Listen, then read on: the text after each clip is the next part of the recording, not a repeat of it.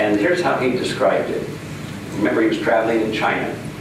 And he said, "The emperor's mint is in the city of Cambaluc, and the way it is wrought is such that you might say he hath the secret of alchemy in perfection." And you would be right.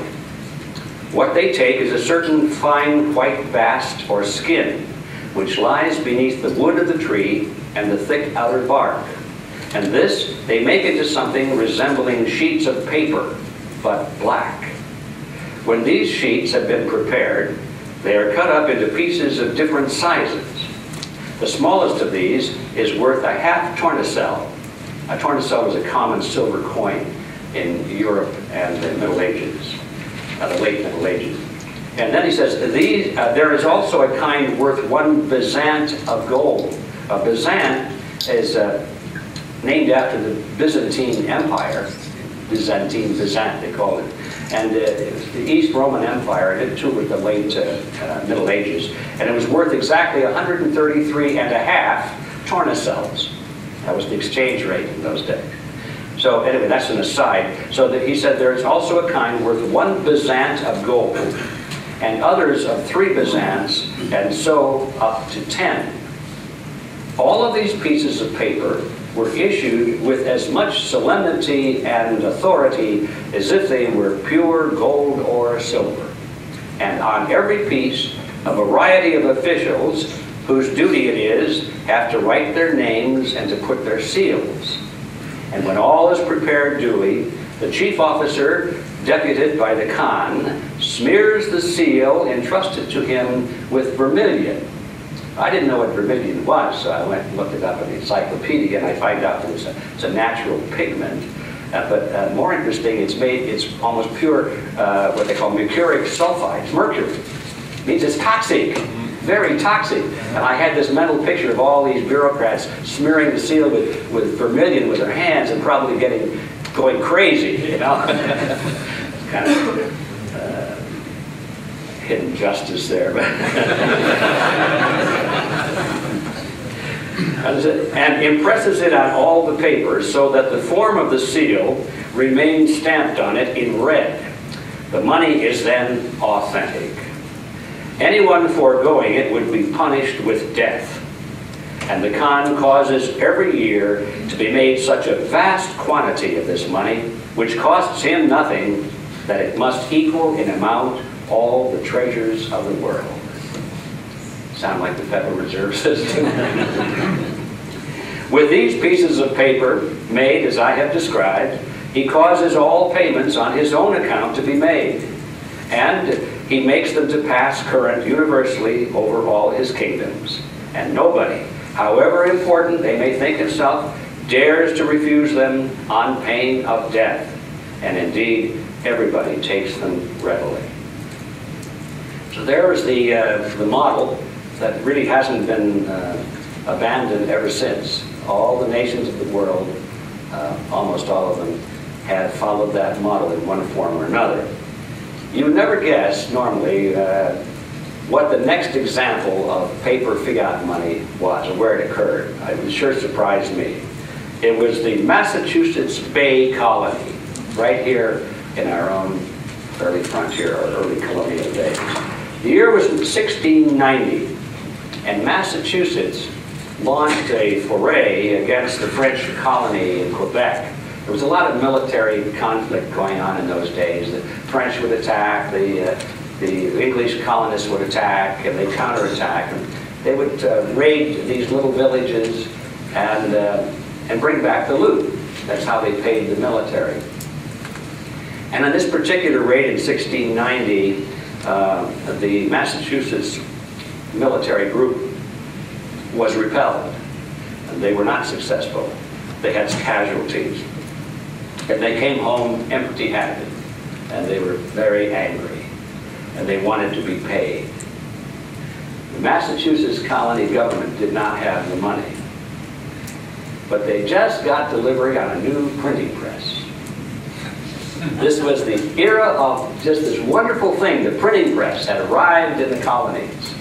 And so the local politicians decided, well, we'll print up IOUs. Because, you know, the government, the last thing the government wants is a bunch of unruly soldiers, fully armed, capable of killing and conquering, who are angry at the government. The last thing they want. So that we got to pay these guys, but they didn't have the money, and they didn't have the means to go into the countryside and physically extract it from the taxpayers. So they were desperate. So they printed IOUs. And they said on these IOUs that we will pay the bearer of these pieces of paper, the soldiers they gave them to, so much in gold coin at some future date.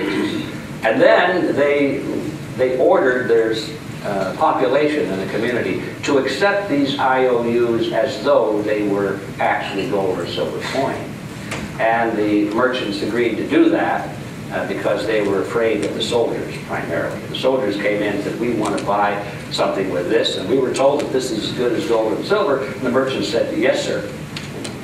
So that's how that happened. And the legislators at the time made two solemn promises.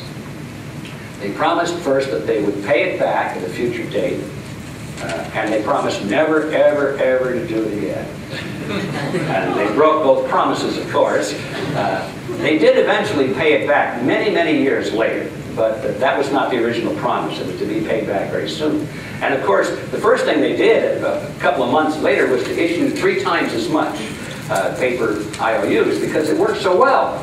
I mean, this is a lot easier than collecting taxes, as you can imagine. You just print IOUs and order everybody to accept them. And so that was the first example, the second example, I should say, the second example of paper fiat money in the world, right here in the United States or the colonies. Well, the word got out quickly through the other colonies, and most of them by this time had taken delivery on printing presses also, and they decided to give it a try. They don't want to be left out on this game. And so they all started to print paper money, paper IOUs, bills of credit they called them. And boy, the impact was dramatic. Going back to Massachusetts, you see, the first thing they did when it came time to honor these certificates, they still didn't have enough gold or coin, so they reissued the certificates. They gave one new one for 3 old ones.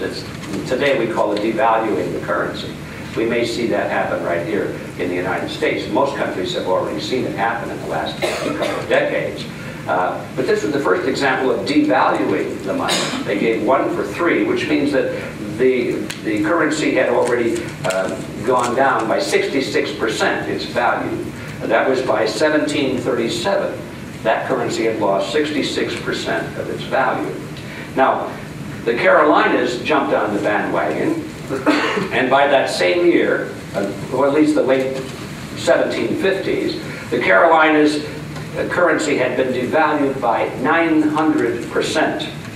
Massachusetts, again, this time a new round of currency. They didn't devalue it, they just let it sink in purchasing power. Now the inflation rate there was 1,000%. Rhode Island, the inflation rate was 2,300%. And then, of course, the Revolutionary War came along. And in addition to each of the colonies playing this game, creating paper money, now the Continental Congress and the Continental Union had to create its own money. So you had, on top of that, a shared currency issued by the Continental Group. And they called those pieces of paper the Continentals. And that led to a total money expansion during the Revolutionary War of 5,000% inflation during that period. In 1775, when the paper Continentals were issued, by decree, government decree, the people were ordered to accept them at the exchange rate of 1 to 1, meaning 1 Continental was equal in value to 1 ounce of gold. And so everybody did in 1775. They accepted it at that rate. 4 years later, that had dropped to the point where 1 Continental was worth 1 penny. That means a pair of shoes sold for $5,000 and a suit of clothes cost $1 million in the Continental. The result of that was dramatic. We won